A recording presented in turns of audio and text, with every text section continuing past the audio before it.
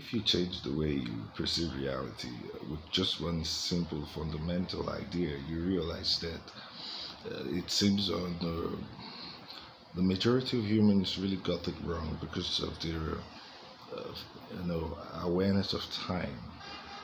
For instance, if you say you go off grid for a while, say about 3 months, and you don't keep in contact with the social world, you just stay on your own, you isolate yourself for a month. Now, during that time period when you're not counting your days and you're just by yourself in the comfort of your own being, what time are you on? Are you aware of the coronavirus in the Western media? Are you aware of what's happening in your hometown? Or are you just in the comfort of your being? And that state of being is something that transcends time. So that is to say that each and every human is living in their own dimension, and everyone is co-creating reality together using what's available and with one another networking according to field of interest. And this is bringing humans together based on uh, mutual benefits, interest, and to a certain level of affinity for luxury experiences, affinity for fun is bringing humans together, along as trying to solve different measures together, trying to make the world a better place as well as making money. So there are many reasons for humans to come together, and while this is happening, the technological realm is expanding for the past what humans are used to. So it's bringing humans closer together faster than humans will be without it. So there's a whole lot of higher sense of networking that will occur in the future. You have no idea who you'll be friends with in the near future as the world becomes a very compact and compartmentalized avenue for co-creating reality based on your imagination. And with the help of technology, you can literally create anything you think of, and you can go anywhere, as far as anywhere you want to go. In the sense, with projection, you can project your consciousness to any dimension.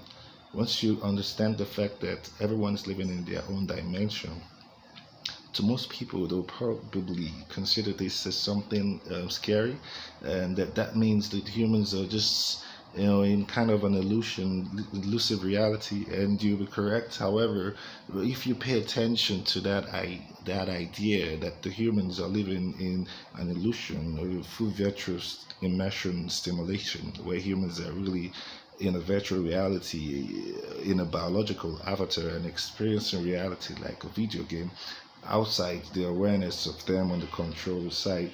So you get to realize that if that's true, then you can literally create your reality by mirroring what you want to experience. And this makes you consider the systems on the planet, how flawed they are, thinking that one thing must work for everyone. One thing cannot work for everyone. Everyone is designed with their appropriate tools that they need to measure their reality, the tools that they need to manifest what they are being driven to co-create with other people. So it's like everyone have their own individual manual, and the state or the government has one specific manual, and they're trying to get everyone to fit into that model. It's not just going to work that way. So humans have to start thinking beyond what's permitted, because there really is more to reality. Because the scientists have found that the mind can tell the difference between the outside reality and the inner reality, the exterior from the interior, as long as everything is just an imaginative experience to the cells in your mind. So, which means you are literally filming the reality that you're experiencing, kind of like recording your experience. And it's through that record that you're getting a feedback, say 200-second delay, and your perhaps even years delay system, and what you're experiencing with your 2D lens or just the temporal manifestation of the now moment that keeps repeating itself, and based on having a 2D cortex, you're experiencing this event like it's happening one day after another, as opposed to it from a higher field of intellect, higher field of awareness, as you with a joystick, as opposed to being the avatar in a biological instrument, and seeing your reality from that experience. You get to there's a sense of peace that comes with it, knowing that you are actually in control, as opposed to the idea of some invisible being that no one has seen, and people are confused about and expecting that this design, this intelligent design, has to have one model for everyone and work in just one way from everyone, and it's far away from everyone, and people are looking for it, and like it's something that's separate for them. And that narrative keeps this intelligent designer away from human awareness, because humans have chosen to detach themselves from recognizing this.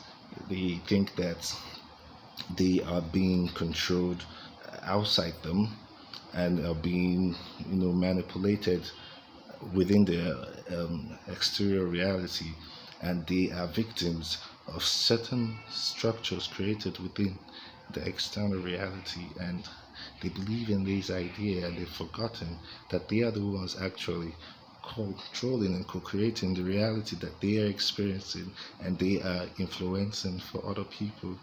So once you change the idea that the social norms have about human experience, and you kind of like suck it all in, become mature about it, you realize that you literally are in control of your reality.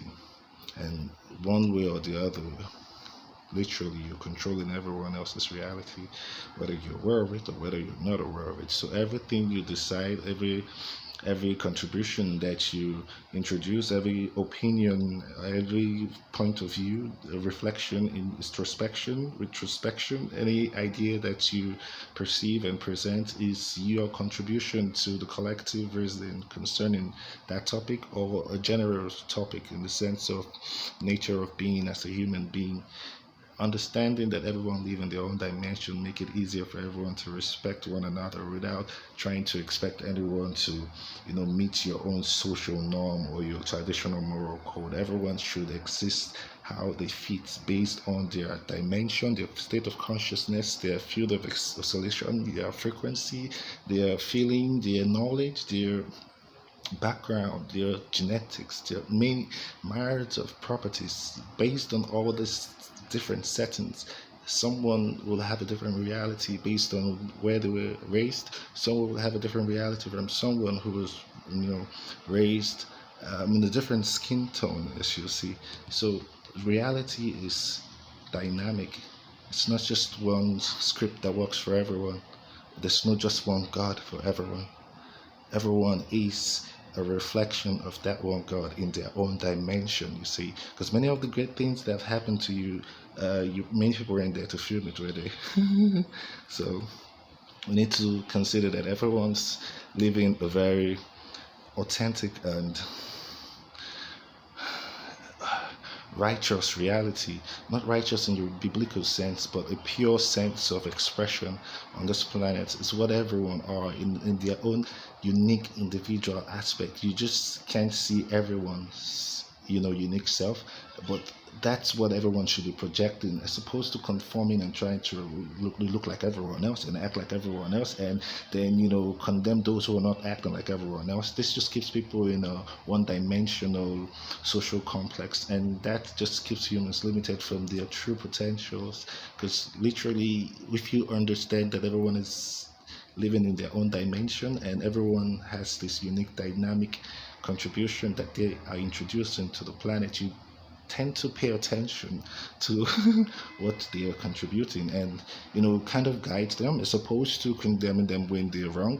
You try to guide them and say, okay, I understand where you're coming from. Perhaps this will be a better approach to this subject because it's a sensitive one.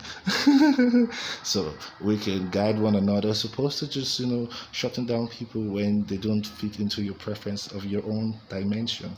Respecting everyone's dimension means understanding that you are living and experiencing reality in your own dimension as well. So, is what you want that you will offer, and you would not settle for anything less. Love you all. Namaste.